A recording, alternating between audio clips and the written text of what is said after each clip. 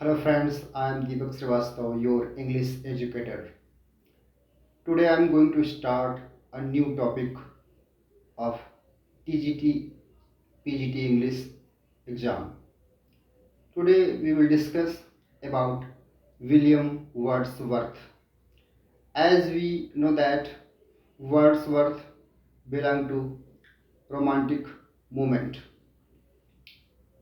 जैसा कि आप जानते हैं कि रोमांटिक मूवमेंट जो है वो लेट 18 सेंचुरी से लेकर 19 सेंचुरी में चला और विलियम वर्ड्सवर्थ की जो पोएम है lyrical ballads when it was published in 1798 और रोमांटिक मूवमेंट वहाँ से शुरू होता है। तो जो लिरिकल बैलेड्स है उसने आर्ट और लिटरेचर में एक बहुत बड़ा उसने परिवर्तन कर दिया और उसके बाद से अलग अलग राइटिंग में नए नए प्रयोग होने लगे। तो जो रोमांटिक मूवमेंट है वो बेसिकली आर्ट और लिटरेचर में एक तरह से नवीनता को लेकर के आया, सबलामिटी को लेकर के आया और जो पुराने रूल्स रेगुलेशन थे उनको अलग अलग पोइट्स ने, अलग अलग ड्रामेटिस्ट ने आर्ट एंड लिटरेचर में उनको एक तरह से तोड़ दिया और वो एक नई नई चीज़ों पर लिखने लगे। और इसलिए आज हम डिस्कस करेंगे विलियम वर्ड्सवर्थ से जुड़े हुए कुछ महत्वपूर्ण प्रश्नों पर। So watch this video. First question is which river figures in the Tintern Abbey? As we know that Tintern Abbey, it is very important poem of lyrical ballads. In Tintern Abbey कहा जा रहा है कि Tintern AB में किस नदी का उल्लेख आया है, किस नदी के विषय में वर्ड्सवर्थ ने उसका जिक्र किया है। Correct answer is Wye river. Correct answer is Wye river. Move to next question. How many stanzas are in the immortality ode? Immortality ode जो एक बहुत अच्छी पोएम है उसमें पूछा जा रहा है कितने स्टैंजा हैं। There are 4 options 10, 11, 15, 20. So correct answer is 11 stanzas. Move to next question. The character of the leech gatherer appear in. Leech gatherer का जो एक चरित्र है वो विलियम वर्ड्सवर्थ की किस पोएम में आता है? तो हम जानते हैं इसका सही उत्तर है resolution and independence. So this is the correct answer. Next question पे आते हैं। Who coined the term spot of the time? Spot of the time ये टर्म किसने दिया? तो इसमें 4 ऑप्शंस हैं।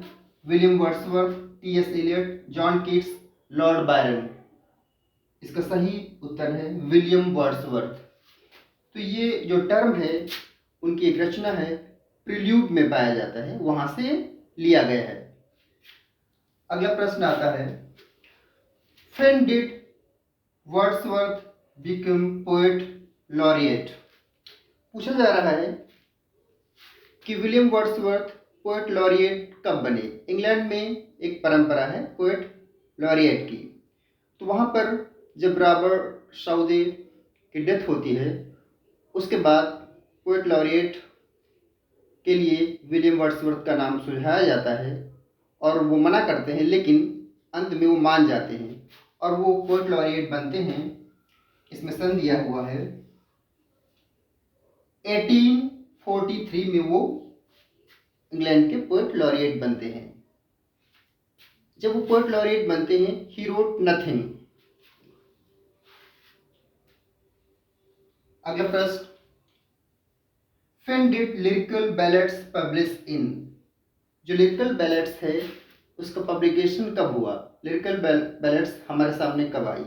ऐसा कि जानते हैं कि लिरिकल बैलेड्स जो है वो विलियम वर्ड्सवर्थ और सैमुअल टेलर कॉलरिज के कोलैबोरेशन में लिखी गई है। दोनों ने साथ में मिलकर लिखी है। तो इसमें इसका जो सन है 1798 it is the right answer. अगले प्रश्न की तरफ बढ़ते हैं। In which year the prelude was published? William Wordsworth की प्रिल्यूड जो है किस सन में आई? तो हम जानते हैं कि जो प्रिल्यूड है it was published 1850 after the death of William Wordsworth. Move to next question. Who said the poet is man speaking to man? किसने कहा कि एक कवि जो है दूसरे कवि से बात करता है वही कविता है? एक कवि जब दूसरे व्यक्ति से, इंसान से बात करता है, मैन टू मैन स्पीकिंग को ही कविता कहा जाता है, ऐसा वर्ड्सवर्थ का मानना था। तो ये कहा है विलियम वर्ड्सवर्थ ने, क्योंकि विलियम वर्ड्सवर्थ जो थे बहुत ही हम्बल और रस्टिक लाइफ पर पोएट्री किया करते थे। उनकी poetry it is based on nature. Move to next question. Who called Wordsworth the egotistical sublime? किसने विलियम वर्ड्सवर्थ को एगोटिस्टिकल सबलाइम कहा था कि वो बहुत ही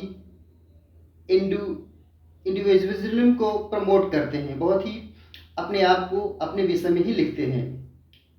तो ये कहा था कीट्स ने कहा था।